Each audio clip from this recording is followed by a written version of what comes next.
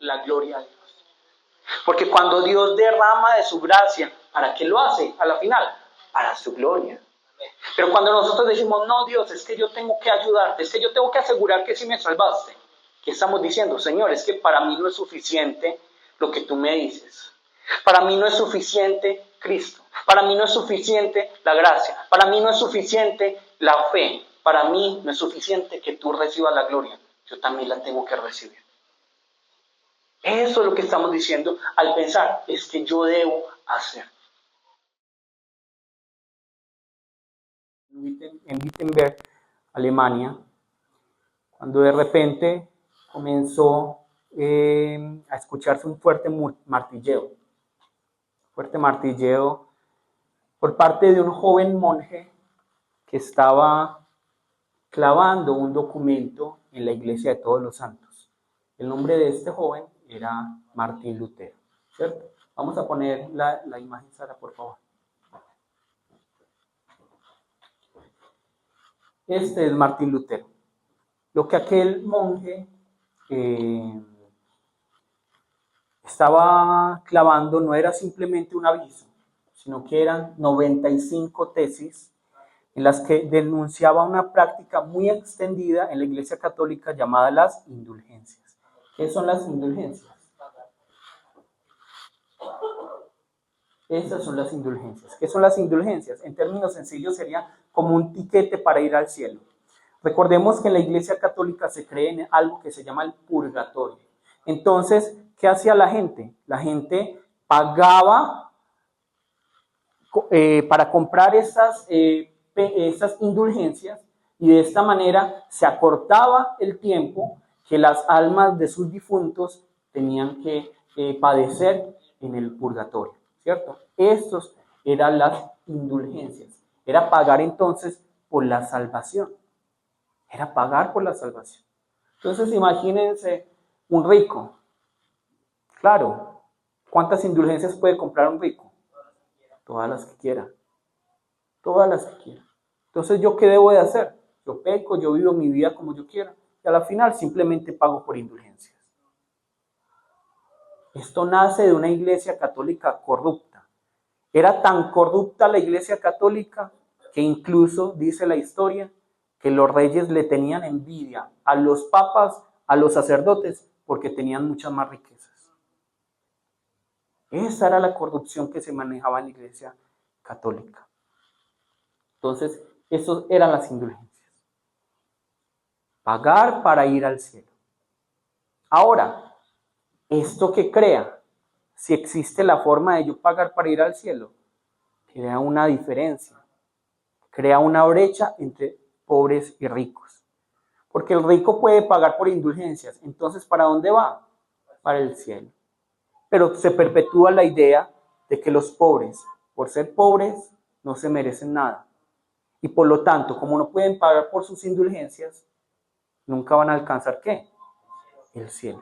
¿Esto es parte del evangelio, sí o no? Obviamente no. Vamos ya a quitarlo, por favor. Entonces, nosotros vamos a ver que en esta época Martín Lutero se encuentra con esta realidad. La gente está comprando indulgencias para ir al cielo. Y aunque él es católico, esto le parece completamente inaudito. Y por eso escribe estas 95 tesis, no con el propósito de hacer inmediatamente una reforma, sino simplemente hacer una discusión académica. Él realmente no pensaba hacer una reforma, él no pensaba que de ahí saldríamos nosotros, él no pensaba en esto. Él simple como un maestro pensaba, bueno, voy a poner esto, vamos a discutirlo académicamente para que organicemos cómo está la iglesia. ¿Qué es lo que ocurrió? Lo que ocurrió es que hubo tanto,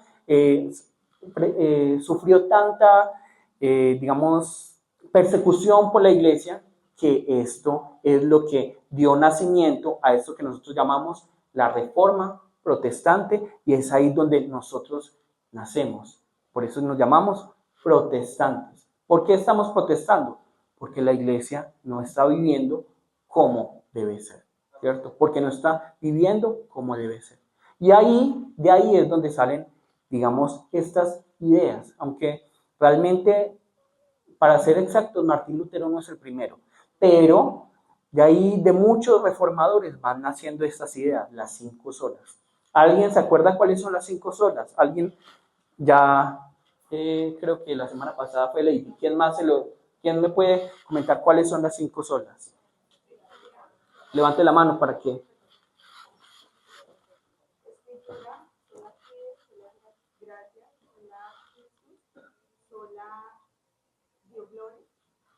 Sí, súper bien. Entonces, vamos a ver la siguiente imagen, por favor. Siempre tenemos que recordar esto, y estamos hablando de esto. ¿Por qué? Porque nosotros decimos que, y por eso yo les digo, no podemos criticar a la Iglesia Católica porque sí. Nosotros estamos viviendo de una manera en la que creemos en las indulgencias de otra manera, ¿cierto? Nosotros creemos que de alguna manera podemos ganarnos la salvación. Y por eso es que tenemos que volver a esta realidad.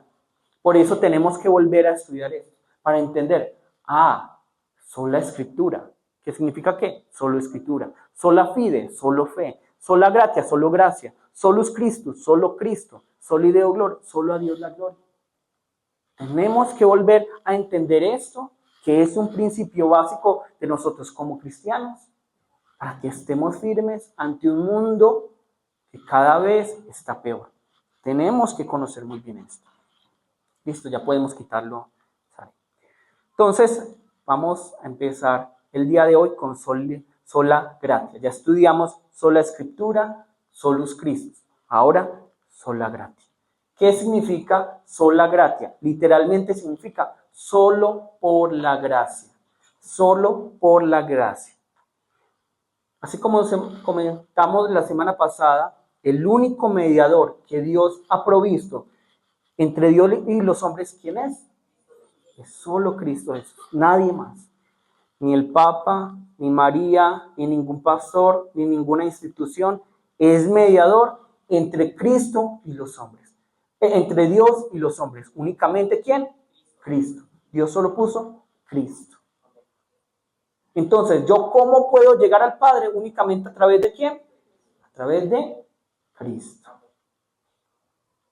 Pero lo que nosotros debemos entender es que todo esto que Cristo hizo por la cruz, yo no me lo puedo ganar por mis propios medios, no lo puedo ganar por medios de indulgencias, no lo puedo ganar a través de dinero, sino que lo obtengo únicamente a través de ¿qué? Del amor, de la misericordia, en otras palabras, la gracia de Dios. Sola gratia. Sola gratia. ¿Qué significa la gracia? La gracia significa que es un don de Dios, un regalo de Dios completamente ¿qué? Inmerecido. Nosotros no tenemos ningún mérito para ganarnos la salvación de Dios. No tenemos ningún mérito. Y es lo que nos dice sola gratia. No hay forma en la que nosotros podamos ganarnos la salvación de Dios. No hay forma. No hay forma. Y por eso es que tenemos que pensar en lo siguiente. Yo sé que de pronto podemos entender esto con la cabeza, pero es necesario que ese conocimiento que tenemos en la cabeza la pasemos al corazón. ¿Y cómo hacemos esto? Examinándonos cómo nos relacionamos con Jesús. ¿Cómo se relacionan ustedes con Jesús? Seguramente algunos se relacionan con Jesús como un amigo, como alguien que les ayuda, como alguien que les sana, como alguien que les provee. Y todo eso está bien. Todo eso está muy bien. Podemos relacionarnos con Jesús como amigo, como ayudador, como sanador, como aquel que provee. Totalmente está bien. Sin embargo, primeramente, ¿cómo debemos relacionarnos con Él? Entendiendo que nosotros somos ¿qué? Pecadores y Él es el Cristo. Desde ahí es que comenzamos una relación sana con el Señor. Porque muchos de nosotros simplemente tenemos una relación con el Señor de sanador, de amigo, de ayudador, de proveedor, pero no de pecador Cristo. Tenemos que entender nuestra posición y para ello tenemos que entender, es que somos pecadores. Le hemos fallado al Señor. Solo así podemos entender de corazón lo que es la gracia. Porque la gracia siempre viene de alguien superior a alguien inferior. Porque la gracia viene de alguien que tiene que tener favor hacia uno. No es de amigo a amigo. Uno no tiene gracia con el amigo. El rey tiene gracia con sus siervos. El Dios tiene gracia con sus criaturas. Cristo tiene gracia para los pecadores. La gracia viene de arriba hacia abajo. Entonces nosotros tenemos que entender por eso nuestra posición, posicionarnos nuevamente donde pertenecemos. Porque nos hemos metido tanto en la historia, que no es del todo incorrecta, pero nos hemos metido tanto en la historia, es que Cristo es mi amigo, Cristo es mi ayudador, Cristo está, somos pares, que se nos olvida, es que yo soy pecador, es que yo soy criatura, es que yo soy siervo de Dios. Se nos olvida esa parte y por eso es que convertimos la gracia en algo completamente barato. Se nos olvida el verdadero valor de la gracia. Pero para volver a entender el valor de la gracia, debemos recordar que todos aquí somos finalmente ¿qué? Pecadores. Ahora, yo sé que algunos de pronto que tienen menos tiempo en la iglesia, uno les menciona la palabra pecador, inmediatamente sienten ¿qué? Incomodidad, ¿cierto? Incomodidad. ¿Por qué? Porque nosotros relacionamos pecador con delincuente. Creemos que un pecador es un delincuente. Y pensamos, pero yo no he matado a nadie, yo no he robado, yo nunca le he puesto los cachos a mi esposa. Pero entonces ahí es donde tenemos que volver a la palabra. Vamos a Mateo 5:22.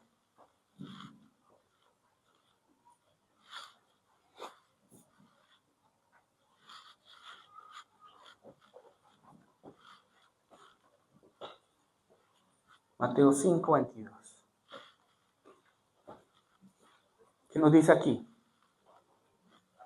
Pero yo digo que cualquiera que se enoje contra su hermano será culpable de juicio. Y cualquiera que diga necio a su hermano será culpable ante el concilio. Y cualquiera que le diga fatuo quedará expuesto al infierno de fuego. Entonces, está bien. No sé si de pronto alguno por error en su vida ha matado a alguien. No sé. Pero seguramente, por probabilidad, la mayoría de los que estamos aquí no hemos matado nunca a nadie. Y sin embargo, levante la mano el que nunca se ha enojado con nadie. Nunca se ha enojado. Entonces, ¿qué? Si nos hemos enojado, ¿qué nos estamos diciendo? ¿Qué nos dice la palabra? Que somos culpables de juicio. Que somos culpables de juicio. Seguramente, por probabilidad, la mayoría nunca ha adulterado. Y sin embargo, ¿qué nos dice la palabra? Que todos nosotros estamos a la par con el adúltero. ¿Por qué? Porque con nuestros ojos hemos mirado con deseo. De pronto, la mayoría de nosotros nunca hemos robado. Pero ¿qué nos dice la palabra? Con nuestra envidia ya hemos tomado del otro. Entonces, ¿somos pecadores o no somos pecadores? Claro que somos pecadores. Somos pecadores todos aquí. Entonces, lo que nos está diciendo las Escrituras es que el pecado no consiste en un pecado, en una acción específica, sino que consiste en nuestra naturaleza, que si le damos las condiciones necesarias para hacerlo, va a pecar, va a cometer el pecado. Todos simplemente tenemos las condiciones para no matar, para no robar. Pero si se nos dan esas condiciones, ¿qué es lo que vamos a hacer? Vamos a hacerlo. Yo cuando miro a mi niña, la veo feliz, la veo sonriendo.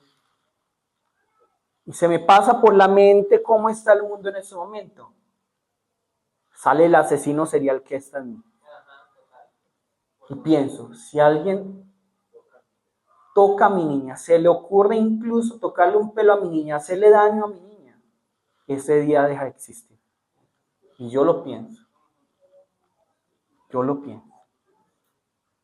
En nuestra naturaleza está esto. El querer matar, el querer adulterar, el querer robar. Esto está en nuestra naturaleza.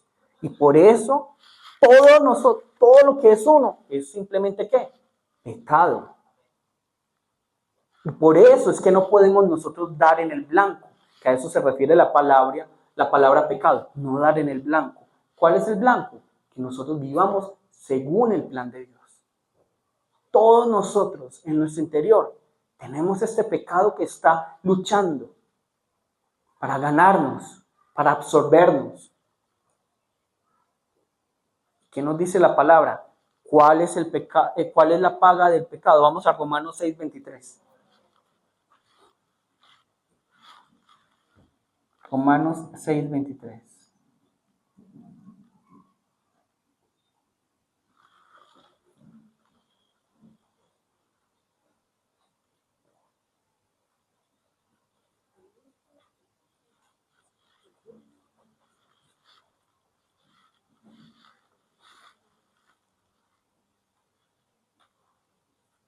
Porque la paga del pecado es ¿qué? La muerte. La paga del pecado es ¿qué? La muerte. Entonces, ¿qué nos está diciendo las Escrituras? Si ya reconocemos que todos aquí, con nuestra mente, con nuestros ojos, hemos adulterado, que todos con nuestro corazón aquí hemos matado, que todos aquí con nuestra envidia hemos robado, y que todos aquí somos pecadores, ¿cuál es nuestro destino final que nos merecemos? ¿Cuál es? La muerte, la destrucción. Ese es el destino que nos merecemos. Todos aquí merecemos ese destino, la muerte, el juicio de Dios. Entonces, ¿qué podemos nosotros hacer para solucionar esto? Seguramente hemos tratado muchas veces. Voy a dejar de adulterar. Entonces ya voy a dejar de ver mujeres. Pero entonces dejo de ver mujeres. Pero entonces viene el vecino con su Lamborghini. Ay, qué envidia, yo quisiera tener un Lamborghini. ¿Ya qué hice ahí? Robé. Entonces no, ya no voy a ver mujeres y ya no voy a ver qué es lo que tiene mi prójimo. Y luego viene el hijo, papá. ¡Ah! Ya me enojé. ¿Ya qué hice con eso? Maté. Entonces, podemos tratar de hacer todo lo posible para cumplir la ley y no morir por ser pecadores. Sin embargo, ¿podemos lograrlo?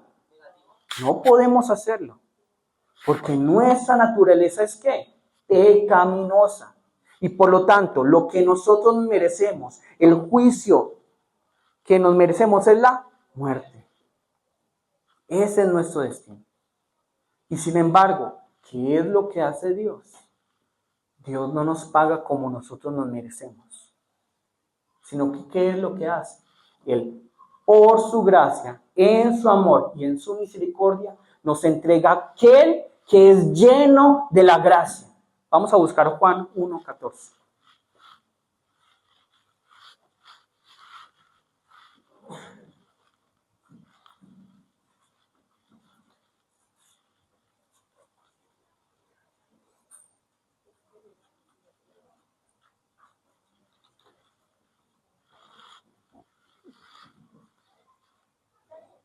Y aquel verbo que fue hecho carne y habitó entre nosotros y vimos su gloria. Gloria como del unigénito del Padre. ¿Lleno de qué? Lleno de gracia y verdad. Esto que voy a decir es con mucho respeto.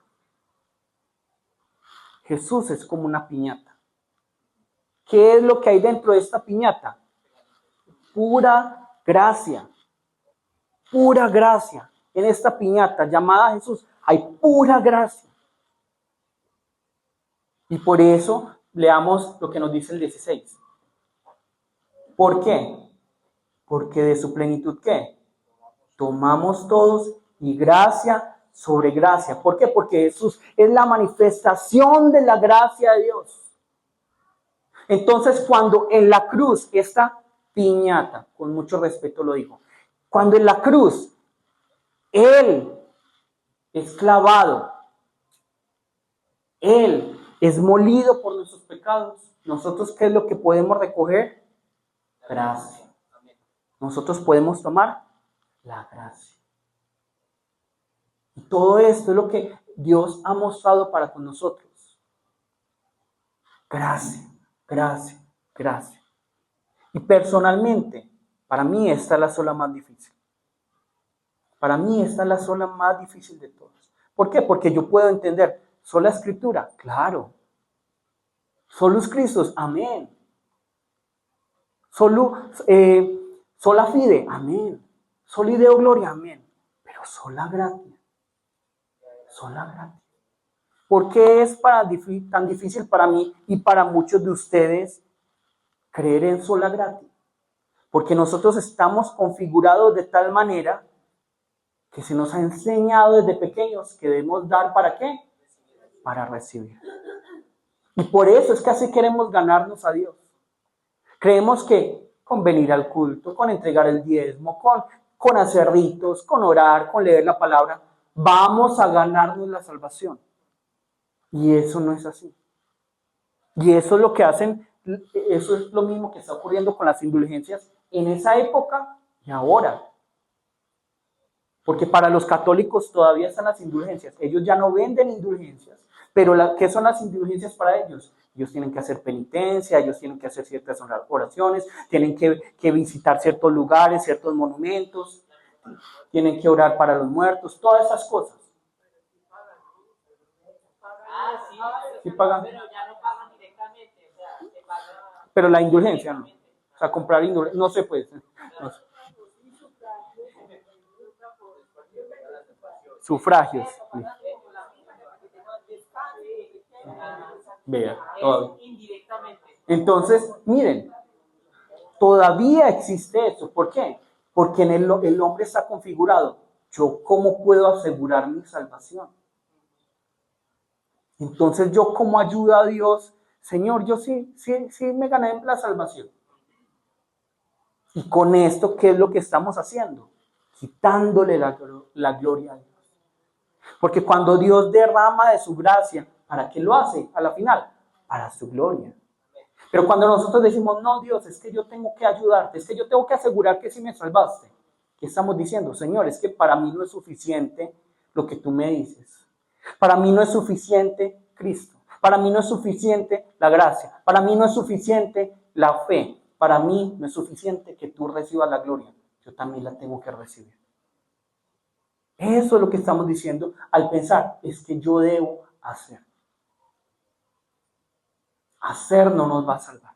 Como vamos a ver la siguiente semana, nosotros no hacemos, nosotros no obramos para ser salvos, sino que, porque somos salvos, obramos.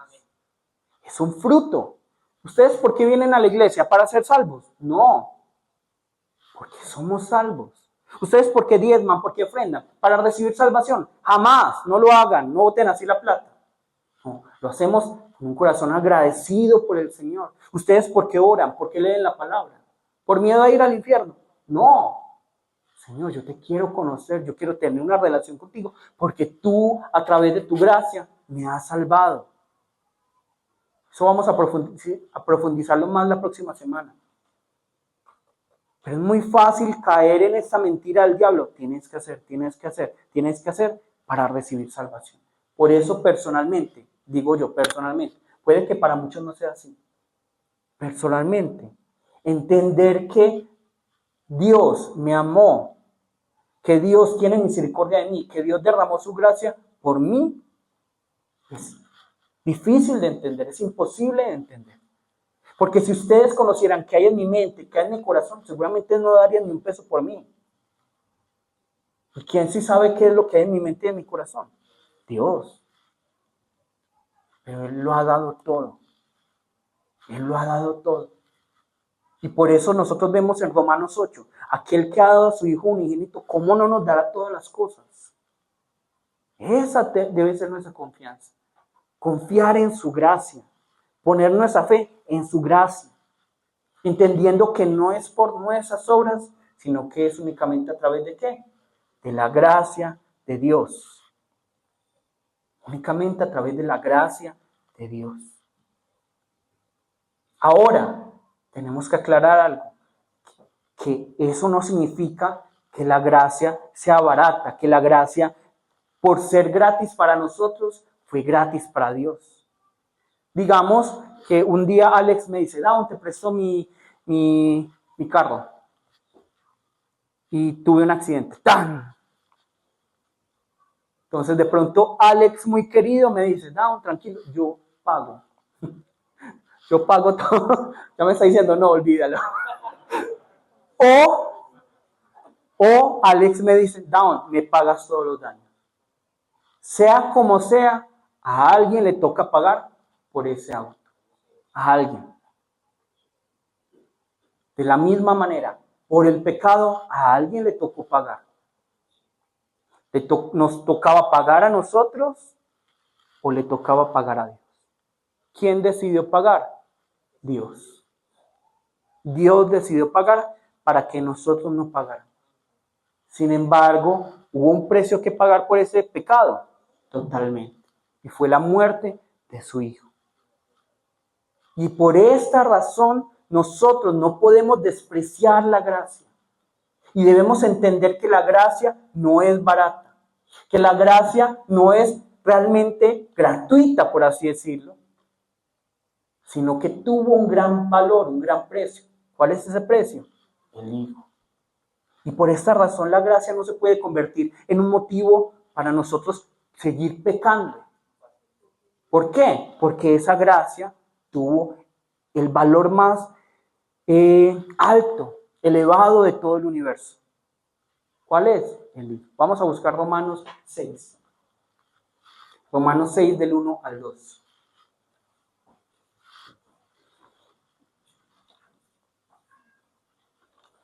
Romanos 6 del 1 al 2.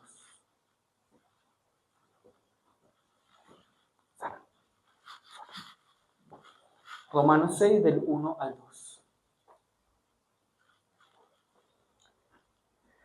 ¿Qué pues diremos? ¿Perseveraremos en el pecado para que la gracia abunde? ¿Qué nos dice el 2? En ninguna manera. No podemos permanecer en el pecado para que la gracia abunde. En ninguna manera. ¿Por qué? Porque a través de la gracia hemos nacido de nuevo. El Señor ha pagado. Yo sé que este es un tema un poquito, ¿cómo es? Por ser de política, es un tema muy un poco sensible. Controversial, ¿cierto? Controversial es la palabra. Nosotros sabemos que Ingrid Betancourt fue secuestrada, ¿cierto? Todos sabemos que ella fue secuestrada.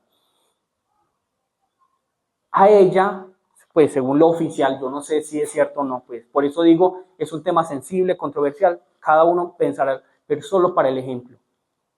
Ingrid Betancourt, ¿qué es lo que hizo?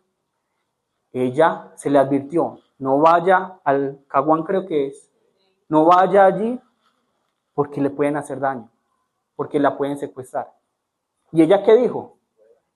No importa, yo voy porque estamos en época de elecciones, yo voy a hacer campaña. ¿Qué pasó? La secuestraron. ¿Cuánto tiempo estuvo secuestrada? Como 6 años, ¿cierto? 6 años.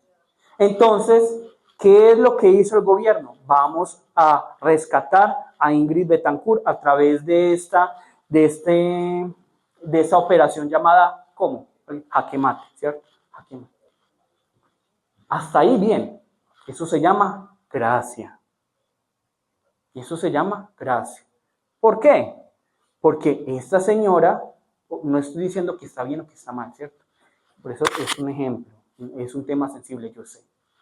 Pero es para que entendamos esto, porque me parece una muy buena representación. Esta señora toma la decisión de ir a pesar de las advertencias. Así como Dios nos advierte, no peques, no adulteres, no mates, no robes, no mires, no. Nos dice Dios, no porque nos quiera cohibir, sino porque nos quiere cuidar. No hagas, no vayas, no comas. ¿Por qué lo hace Dios? Para cuidarnos. Por eso la ley es amor de Dios, es la manifestación del amor de Dios, diciéndonos, no hagas para que no seas destruido. Pero Ingrid Betancourt, a pesar de eso, ¿qué es lo que hace? Yo voy a ir, así como nosotros. Yo voy a pecar, Dios. A mí no me importa, yo adultero, yo mato, yo robo, porque es mi vida. Entonces luego viene la operación Jaque Mate, que es como Jesús, salvándonos, rescatándonos de el estar secuestrados por el diablo. Pero ¿qué es lo que hace Ingrid Betancourt luego de que es rescatado? Demanda a Colombia. ¿Ustedes por qué permitieron esto? ¿Ustedes por qué? Demanda al gobierno. ¿Ustedes por qué? Y mucha plata. Así somos nosotros con la gracia. Señor, tú me salvaste ya. Entonces yo puedo hacer lo que yo quiera ya contigo. Tú eres mi títere. Y tratábamos así la gracia, como si no fuera nada, como si Dios no nos hubiera rescatado. Por eso el ejemplo, por eso digo, es un tema sensible, cada uno verá qué es lo que piensa de ese caso, pero tomen lo que les quiero decir. ¿Cuántos de nosotros tomamos así la gracia? Y nos devolvemos en contra de esa gracia que fue derramada por nosotros, nos levantamos en contra del Hijo que fue crucificado por nosotros. ¿Cuántos de nosotros lo hacemos? ¿Cuántos? Traicionamos a aquel que, como decía ahorita Alejo en el estudio de Hebreos, nuevamente publicidad para el estudio de Hebreos. Hebreos dice, Él no se avergüenza de llamarnos hermanos. En cambio, nosotros, ¿qué hacemos con aquel que no se avergüenza de llamarnos hermanos? Lo avergonzamos. Lo seguimos avergonzando. Hacemos que su nombre sea blasfemado. Y hacemos que su gracia para el mundo sea algo barato.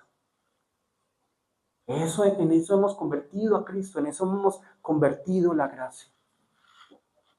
Nuestra respuesta ante la gracia no debe ser, entonces todo está bien, puedo pecar. No. Nuestra respuesta ante la gracia, ¿qué debe ser? Un mayor temor y una mayor reverencia hacia Dios.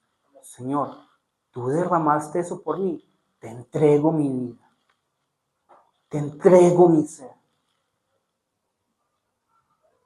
Y en honor a eso, por la gratitud que siento por tu gracia, voy a dar mi vida por las demás personas.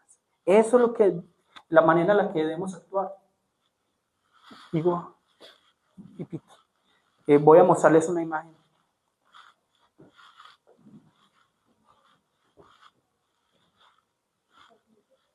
¿Saben quién es él?